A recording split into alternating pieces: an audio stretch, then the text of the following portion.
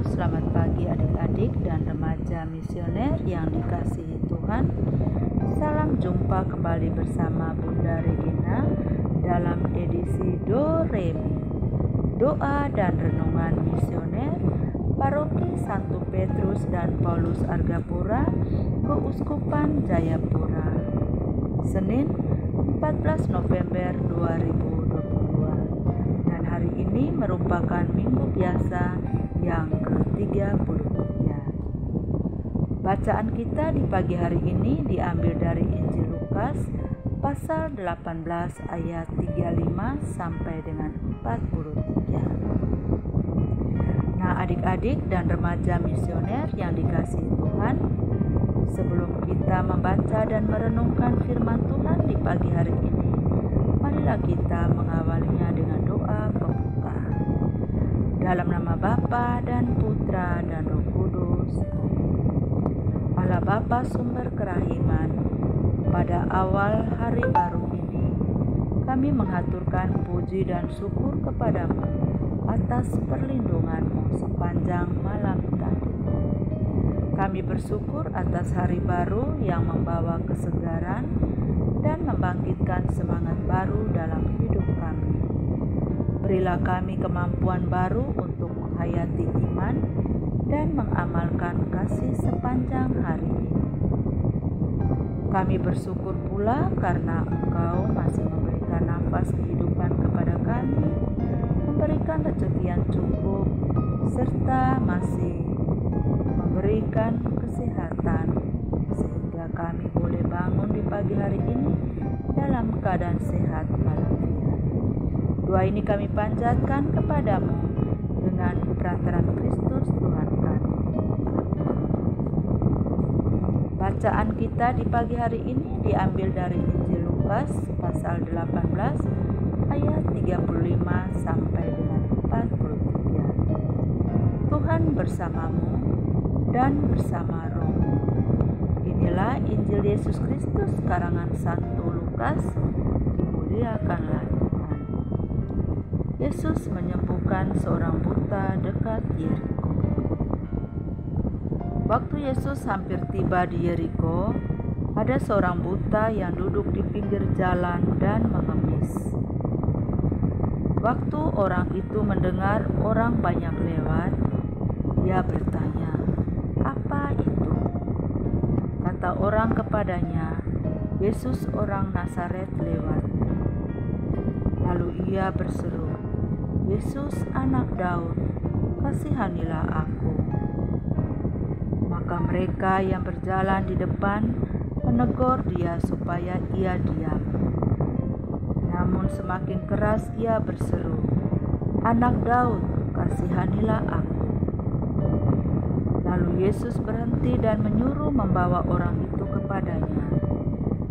Dan ketika ia telah berada di dekatnya, Yesus bertanya kepadanya, "Apa yang kau kehendaki kepada aku perbuat bagimu?"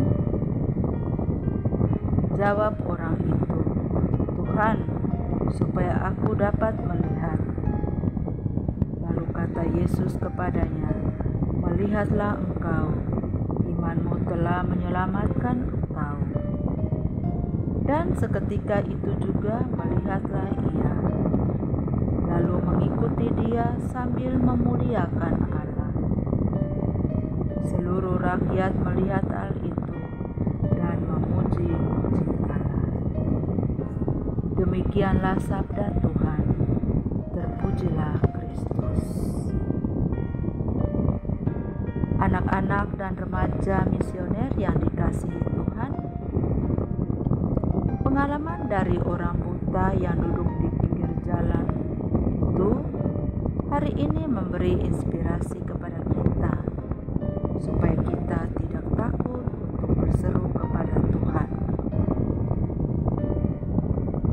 Serunya itu bukan sembarangan seruan, namun seruan yang memohon kasih, seperti yang dilakukan orang buta itu. "Yesus anak Daud, kasihanilah aku."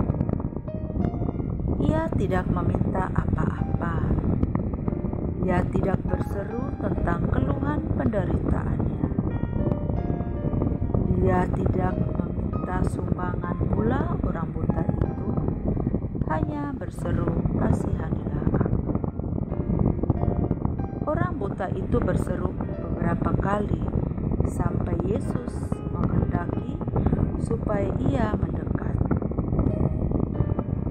Jika ia hanya berseru sekali dan berhenti karena ditegur oleh orang lain, seruannya tidak sampai pada Yesus. Ia justru akan semakin ketinggalan rombongan Yesus yang berjalan. Justru karena begitu kuat niatnya, seruan orang buta itu sampai pada telinga Yesus. Orang buta itu mempunyai tekad yang bulat untuk berjumpa dengan Yesus. Tekad bulat yang menjadikannya tidak mudah putus asa ketika orang di sekitarnya justru menyuruhnya diam. Adik-adik dan remaja misioner yang dikasihi Tuhan, kisah hari ini kita dapat belajar iman bahwa Yesus pasti tidak akan pernah tinggal diam dengan kita yang berseru kepadanya. Apa yang kita butuhkan untuk membuat kita semakin hidup pasti akan diberikannya. Orang buta itu meminta supaya dapat melihat, dan ia sungguh-sungguh dapat melihat. Dan apa yang dilakukannya setelah mendapat penglihatannya? Ia mengikuti Yesus sambil memuliakan Allah. Dan apa efeknya? Seluruh rakyat memuji Allah juga. Nah, orang itu memerlukan mata untuk melihat dan hidup. Kebutaannya menjadikan dirinya mati dengan bekerja sebagai tukang pengemis. Ia tidak bisa berbuat banyak untuk dirinya sendiri, apalagi untuk orang lain. Namun, dengan diberi penglihatan, ia dapat hidup kembali. Ia bisa melihat dunia dan terlebih melihat karya keselamatan Allah. Ia bisa berkarya lebih luas dan dalam. Tidak lagi menjadi pengemis, ia sekarang bisa memberi kepada pengemis. Ia membawa warta keselamatan dalam dirinya untuk orang lain juga. Semoga kita yang mempunyai mata untuk melihat, mampu memandang dunia dengan optimis dan penuh harapan. Semoga renungan kita di pagi hari ini dapat menjadi inspirasi bagi diri kita, bagi sesama kita. Semoga demikian. Amin. Marilah kita berdoa untuk anak misioner Indonesia.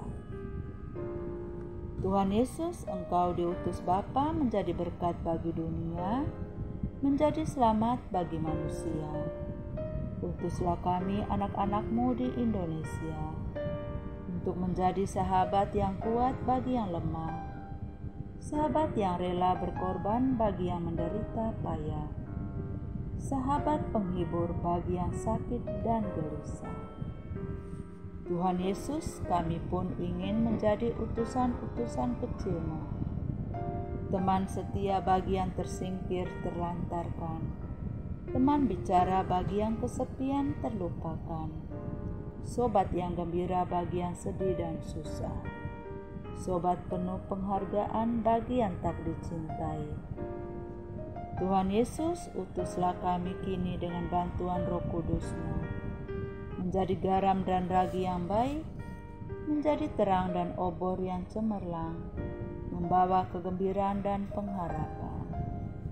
Tuhan Yesus, kuduskanlah badanku dan sucikanlah jiwaku, Kupersembahkan diriku padamu hari ini.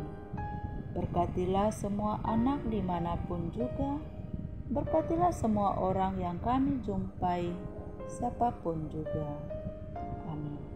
Bapa kami yang ada di surga, dimuliakanlah namamu. Datanglah kerajaanmu, jadilah kehendakmu di atas bumi seperti di dalam surga. Berilah kami rezeki pada hari ini, dan ampunilah kesalahan kami, seperti kami pun mengampuni yang bersalah kepada kami. Dan janganlah masukkan kami ke dalam pencobaan, tetapi bebaskanlah kami dari yang jahat. Salam Maria, penuh rahmat, Tuhan sertamu. Terpujilah engkau di antara wanita, dan terpujilah buah tubuhmu Yesus. Santa Maria, Bunda Allah, doakanlah kami yang berdosa ini, sekarang dan waktu kami mati. Amin. Kemuliaan kepada Bapa dan Putra dan Roh Kudus, seperti pada permulaan, sekarang, selalu, sepanjang segala abad. Sampai ketemu